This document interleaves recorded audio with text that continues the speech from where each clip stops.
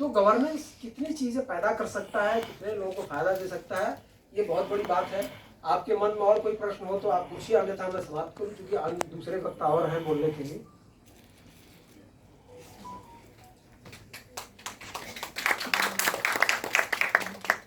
आप सभी को राम राम। आदरणीय मंच और इस मंच को आदरणीय बनाने वाले आप सभी आदरणीय। और मुझे पता है कि समय समाप्त हो चुका है और कार्यक्रम की और जो कहें कि आयोजन की मर्यादा है उसको मैं ध्यान में रखूंगा और मैं कोई भाषण नहीं करने जा रहा हूँ। और वैसे भी आदरणीय नंद कुमार जी की बातचीत करने के बाद बहुत कुछ है नहीं, लेकिन 2-3 लाइनें सिर्फ मैं बोलूँगा और अपनी बात समाप्त करूँगा। देखिए, जब हम कहते हैं ना कि विकसित भारत 2047 में बनेगा और हम साझी विरासत की बात करते हैं, तो एक तो ये कि हम लोगों को अपने को पहचानना है। जिस स्व के पहचानने की बात होती है तो एक नंद कुमार जी ने कहा कि वो हिंदू ग्रोथ रेट की बात करते थे और कई बार बात होती है कि हिंदू राष्ट्र बनेगा। तो ये 2 सवाल आते हैं मन में। तो हम एक चीज कहते हैं और उसको अक्सर मैं कहता हूं, फिर से दोहरा रहा हूं कि अगर हम किसी दूसरे को देख के कुछ कर रहे हैं तो फॉलोअर हो सकते हैं, लीडर होने की गुंजाइश नहीं, क्योंकि हम उसको देखेंगे तब कॉपी करेंगे। तो पहला तो भारत उससे बाहर निकल आया, दूसरे को देख के कुछ कॉपी नहीं करता, हम जो करते हैं दूसरे उसको फॉलो करते हैं। दूसरी जो महत्वपूर्ण बात, जब हम हिंदू ग्रोथ रेट की बात करते हैं तो कुछ लोगों को ग्रंथि थी हिंदू होने से, कुछ लोगों को दिक्कत थी, कुछ लोगों का पहनावा, रहन सहन, खान पान, शिक्षा दीक्षा, संगत, अंग्रेजों की संगत में ज्यादा रहते थे, तो उनको शायद वो बात समझ में नहीं आई। लेकिन आज देखिए कि जब हिंदू से हम पहचाने जा रहे हैं दुनिया में, वैसे तो पहचाने हमेशा इसी नाम से जाने जाते हैं, चाहे कोई भी हो, किसी भी जो रिलीजन उसका कोई भी हो, मत पंथ संप्रदाय, लेकिन जब हम इस नाम से पहचाने जा रहे हैं तो we are fastest growing economy of the world. तो ये है हिंदू ग्रोथ रेट और हिंदू राष्ट्र। तीसरी जो महत्वपूर्ण चीज है जिसको हम कहते हैं कि हम विकसित होंगे तो होंगे कैसे, जिसको इस सरकार ने स्टैब्लिश किया है, उसको बहुत बात की जाती है, लेकिन सिर्फ एक लाइन में बताऊंगा। हम जो कहते हैं ना कि 3A गवर्नेंस पर हम काम कर रहे हैं और जिसको नरेंद्र मोदी ने स्टैब्लिश कर दिया है, वो आप लोगों को राह चलते दिखता भी होगा। नहीं दिख रहा है तो अभी मैं बोलूंगा तो उसके बाद आप ध्यान देना शुरू करेंगे तो दिखने लगेगा। पहला ये है एस्पिरेशन। इस देश में कोई आकांक्षा, कोई इच्छा, कोई महत्वाकांक्षा हो सकती है खत्म।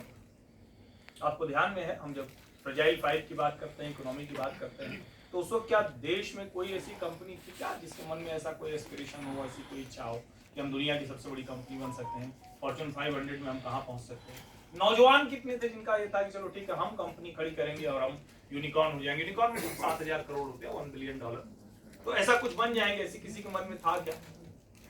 आज की तारीख में उस एस्पिरेशन को इस सरकार ने सुशासन के जरिए और आपके पास पहुंचकर उसको टैप किया है, जिससे हम आगे बढ़ रहे हैं। लेकिन एस्पिरेशन किसकी कितनी भी हो, अगर स्केल और स्पीड नहीं होगी तो हमारी एस्पिरेशन तो धरी की धरी रहेगी। हम बहुत महत्वाकांक्षी, दिन में 50 चीजें सोचते हैं। जैसे हम भी सुबह उठते हैं, जैसे मैं कहता हूँ कि विचार किसी का नहीं होता है, विचार जो है हमेशा कहीं ना कहीं चल रहा है। जिसने लागू कर दिया, जिसने इम्प्लीमेंट कर दिया, उसका विचार। हर आदमी कुछ ना कुछ सोच रहा है। हम सोचते हैं, हमें थोड़ा घमंड आ जाता है कि अरे नहीं, हमने तो ये कमाल की चीज सोच दी है। वैसी ही चीजें देश भर में, दुनिया भर में जाने कितने लोग उसी समय में सोच रहे हैं, क्योंकि विचार प्रवाह तो रुकता नहीं। उसमें से जो लागू किया वो है विचार, वो है हमको दिखता है। जैसे जब हम कहते हैं एस्पिरेशन, तो दूसरा आ जाता है एक्सेलरेशन, स्केल और स्पीड की बात। ये दूसरा ये है जिसको नरेंद्र मोदी की सरकार ने किया, जिसको हम आंकड़ों के तौर पर कहते हैं। तो एक छोटा आंकड़ा देता हूं, ये 8 किलोमीटर का हाईवे बनता था, वो बनता है 34 किलोमीटर। एक छोटा सा आंकड़ा है। जैसे मेरा घर 643 किलोमीटर है, तो अगर पहले वो बनता तो कितने समय में बनता और अब बनेगा तो कितना समय बनेगा? तो लगभग 4 गुना अधिक समय लगता अगर पहले की सरकार हो। तीसरी चीज है जो सबसे महत्वपूर्ण है, जिसका घनघोर अभाव था, और चूंकि 370 का बहुत जिक्र हुआ तो मैं उस पर एक लाइन जरूर कहूंगा। इस देश में लोगों को ध्यान ही भी नहीं था कि जम्मू कश्मीर एक ऐसा राज्य है जहां के बजट की कोई ऑडिटिंग नहीं, पैसा जाता है। उत्तर प्रदेश देश का सबसे बड़ा राज्य है, वहां 1% बजट जाता था। जम्मू कश्मीर जैसे छोटे कम आबादी वाले राज्य में उसका 13 गुना बजट जाता था, विदाउट एनी ऑडिट। ऑडिट नहीं होता है तो क्या होता है भैया?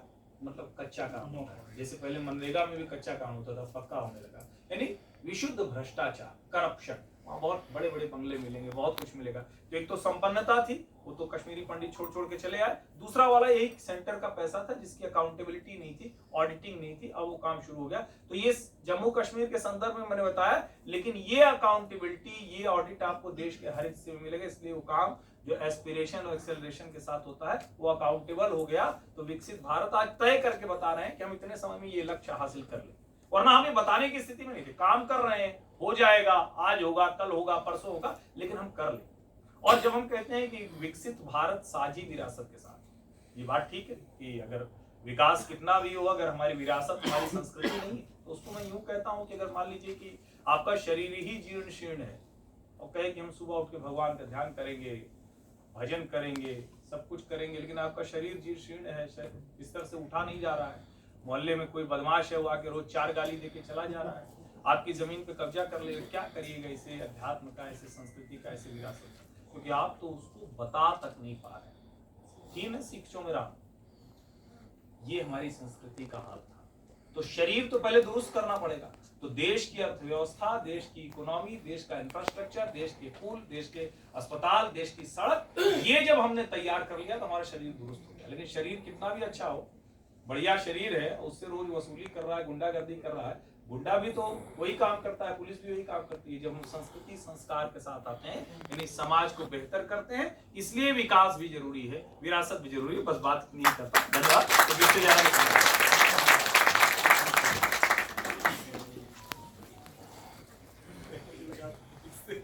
इससे बड़ा सहयोग